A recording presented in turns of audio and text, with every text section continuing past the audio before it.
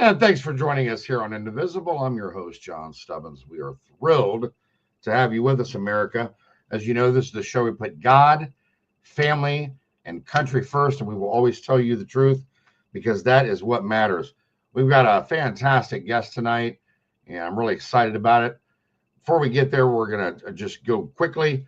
I want to share with you our new coffee line and our affiliate, General Flynn. We're really excited about this.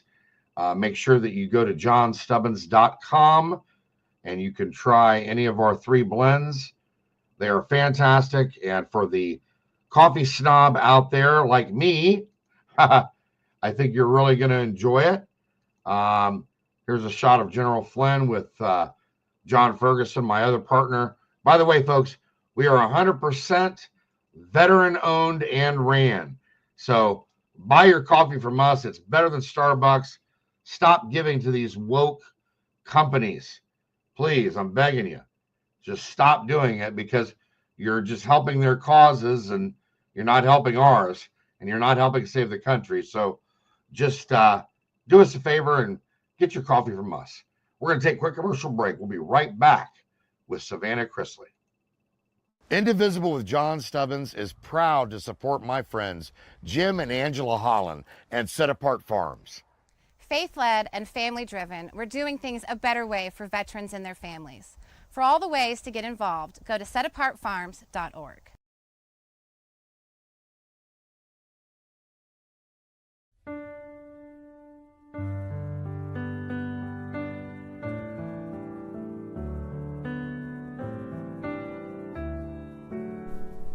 Here's to the overlooked, the overworked, the underappreciated. Here's to the fighters to preserve our freedom, our liberty, our rights, our faith. Here's to the workers, the farmers, the first responders, and those who serve so bravely in our military. Here's to Americans who proudly hold tight to our values: God, privacy, freedom of speech, life and liberty.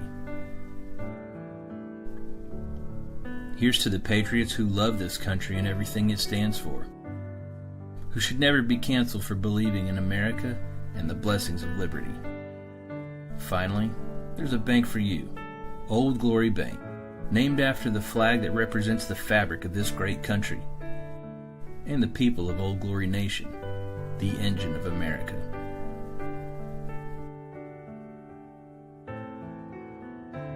Now you have a bank that values your values.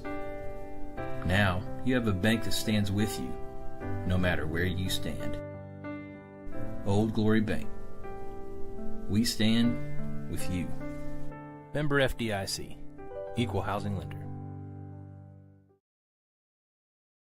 And we're back. I'm going to invite onto the show now my guest, Savannah Chrisley. Savannah, I'm sure you guys know her from television. Chrisley Knows Best, Growing Up Chrisley, which you guys did for quite a while, right, Savannah? Yes, for 10 years, which was a wild run. What was that show like? Either one of them? It was great. I got to work with my family every single day, and that's not something that I take lightly. It was such a blessing to be able to be with them every single day because obviously now I'm without them. So I look back and I'm grateful for it. What kind of stuff did you guys do on the show? Was it kind of like was it like covering your everyday lives, or what was it? Yeah, it was more so a comedy, honestly. It was all about our family, my parents' parenting styles. Then obviously as we got older, we went off, did our own things. And it was just a good family-friendly show. Well, that's great. That's great. Not everybody has their own show, so we have to at least ask, right? Exactly. So look, you've got an amazing story, and I want to dig right into it because when we spoke the other day, I took a lot of notes, and because I have so many notes, there's no way I could cover every single point. So, let's talk about, and I'm just going to let you kind of have at it.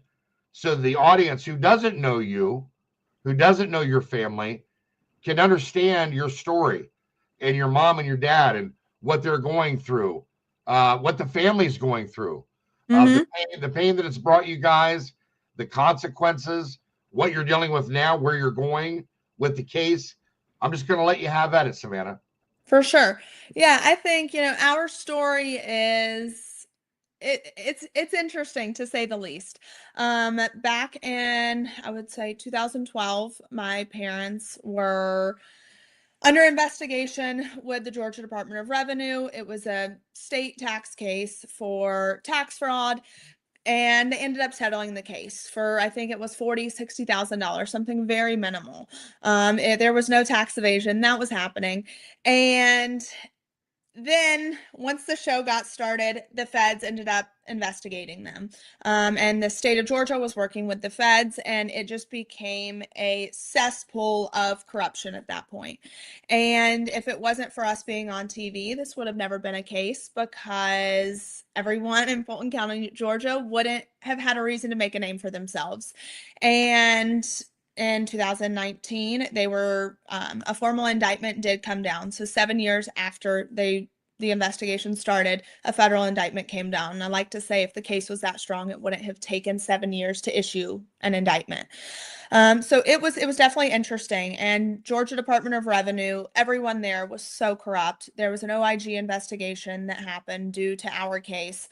And when that occurred, they uncovered that Josh Waits, who worked at the Georgia Department of Revenue, had committed multiple crimes when it came to stealing funds from taxpayers, using it to purchase gym equipment, cars, vacations, you name it.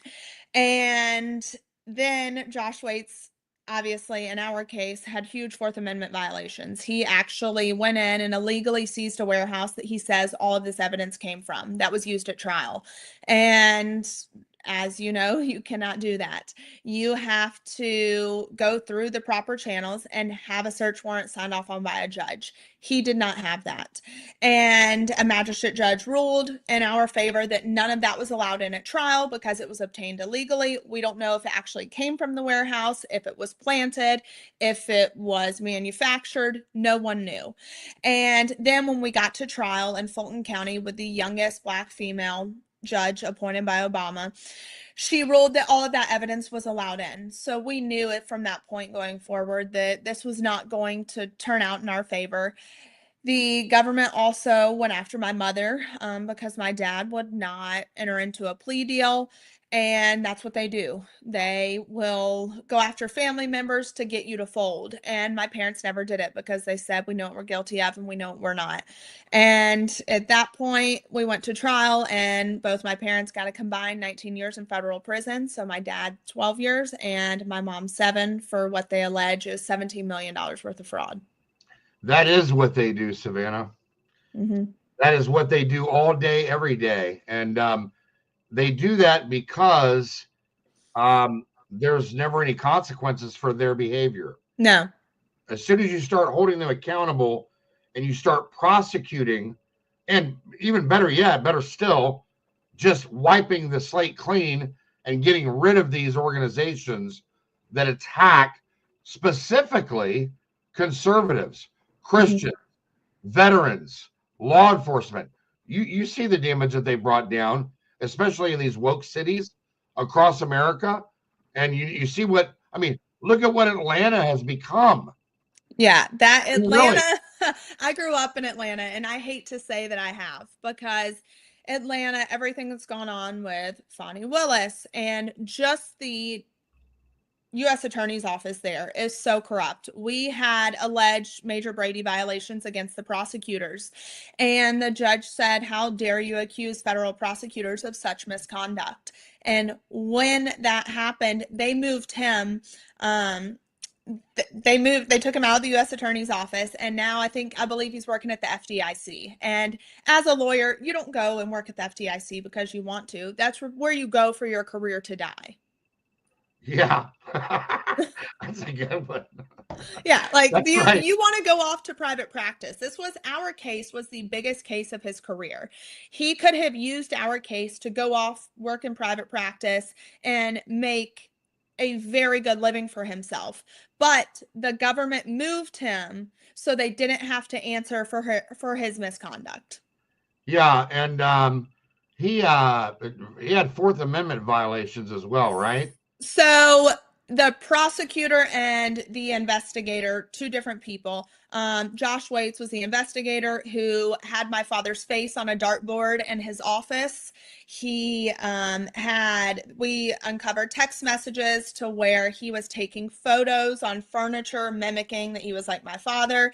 In the OIG report, they state that this was a very odd thing for him to do. It was also, my father didn't really get the right to a fair trial because of Josh Waits and all of his illegal misconduct. So it just goes to show that they do whatever they want to do. And unfortunately, they have unlimited power, and rarely do they ever have to answer for, their actions. Well, it doesn't surprise me in a city where Stacey Abrams' sister is sitting as a judge. They're all in bed together. They're all in bed together. Exactly. Warnock, all of them. And it just kills me. And I follow what happens in Atlanta. I have family in Buckhead. Okay. And so, I'm not down there all the time, but I am in Buckhead periodically. And so, and my relatives down there are 100% conservative and Trump backers. And, it got to the point where Buckhead, just with the criminality, has decided to try to secede from Atlanta. I'm sure you know all about that. Oh, yeah. Their own police station, everything. The same thing is going on right now in Louisiana.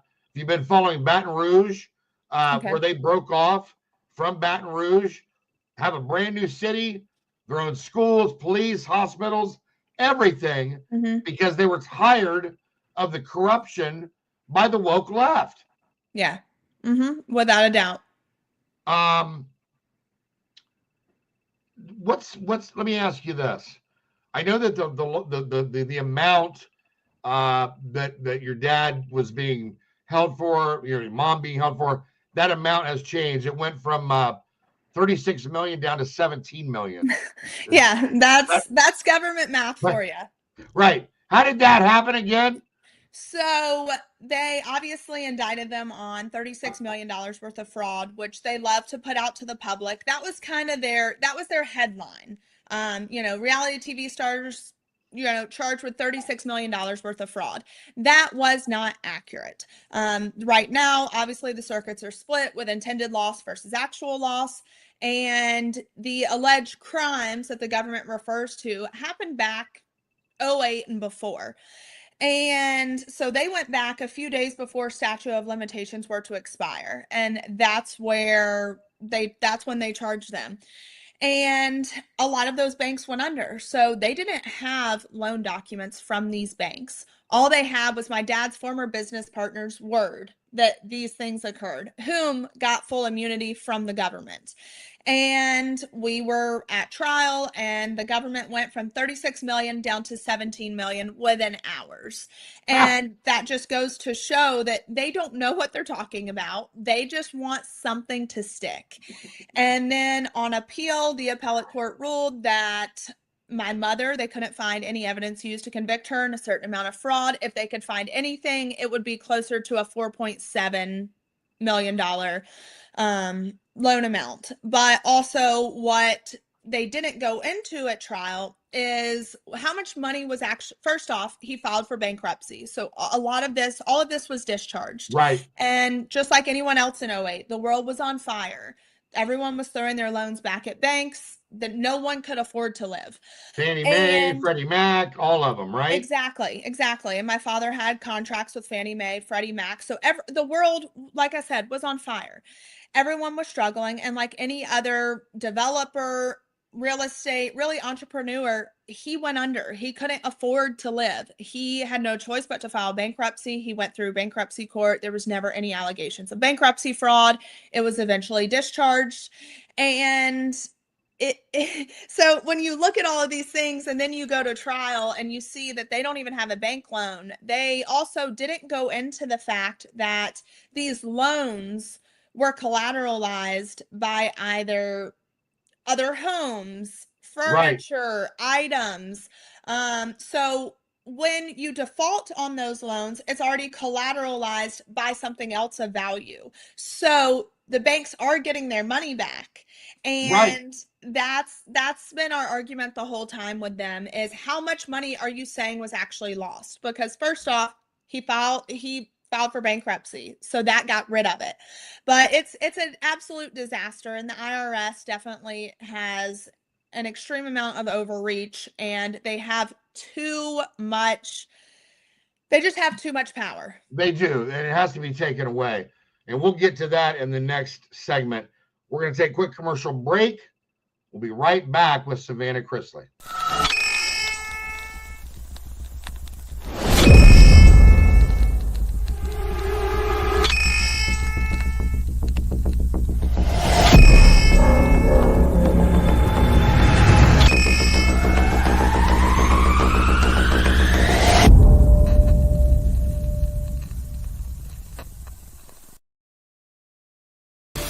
Hunter Nation is the ultimate we the people in the conservation community, holding our elected employees accountable to the hunting, fishing, trapping, freedom lifestyle that has brought wildlife back to the healthiest and most thriving condition in our lifetime. HunterNation.org is the epicenter for freedom and wildlife conservation in America.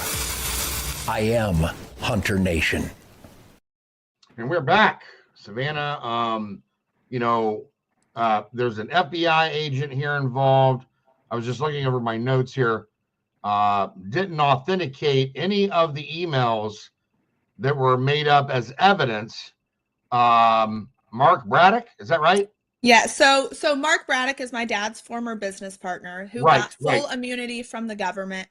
My dad had actually pressed charges against him, I would say, back during this time, for stealing millions of dollars from the company.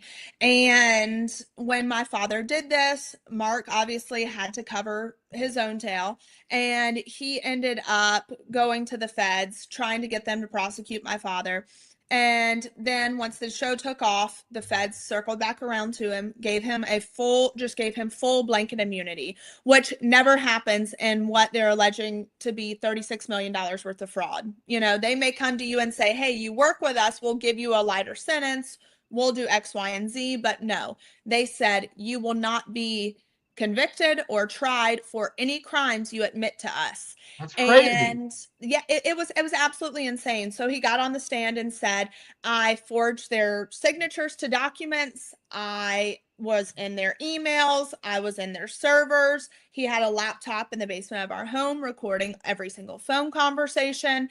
This man was a genius. Unfortunately, he had a degree in technology and logistics, so he knew exactly what to do and how to do it.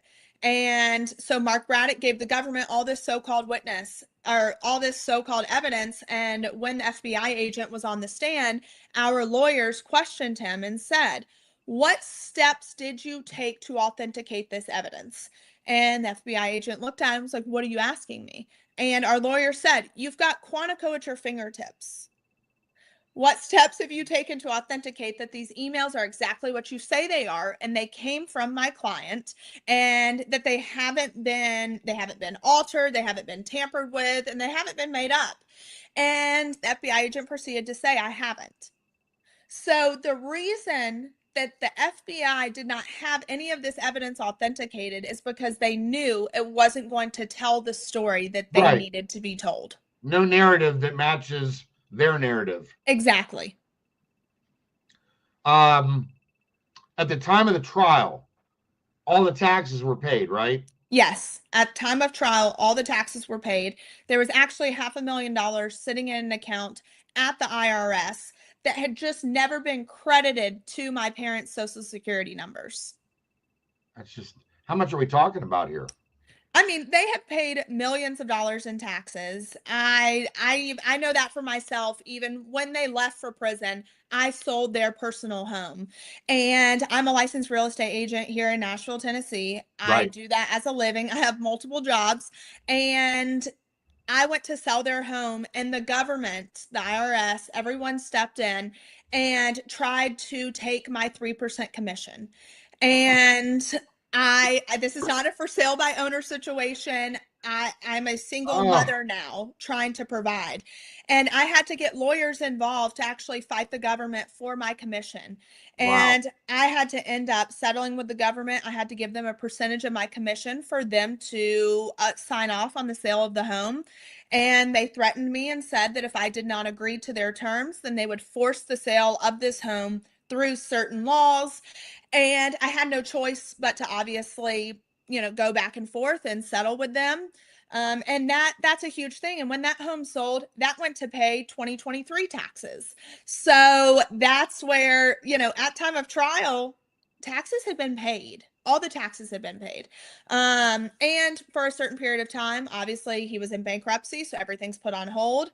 But through this whole experience, it's taught me so much, especially within the IRS. And that's why now I'm working with Senator Rand Paul. His office reached out to me about the FAIR Act that he's put into place.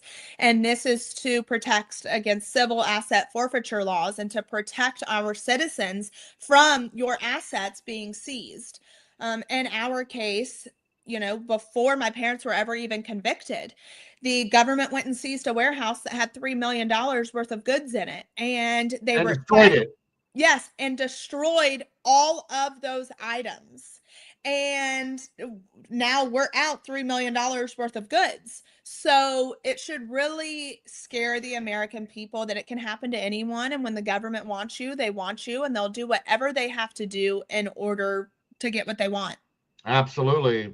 And people know that watch this show. We're by the way, we're as heavily censored as it gets because we do investigative work through this show, rooting out corruption all through government. And yes, believe me, they don't like me very much, Savannah. Hey, they don't like me either, because now since being in the system and the Bureau of Prisons, I have made it my mission to absolutely dismantle them and everything that they stand for, because it's filled with nothing but corruption, abuse, government theft, you name it. I have come out about the conditions in these prisons, and the Bureau of Prisons has then proceeded to call me a liar. And they learned to maybe not use that term, because I came out on either Fox, News Nation, one of these news outlets, and I stated I would be very careful whom I call a liar when I'm sitting on the documentation, environmental reports, photos. Right. I've got that. I've done the investigating. It's called evidence, right? Exactly.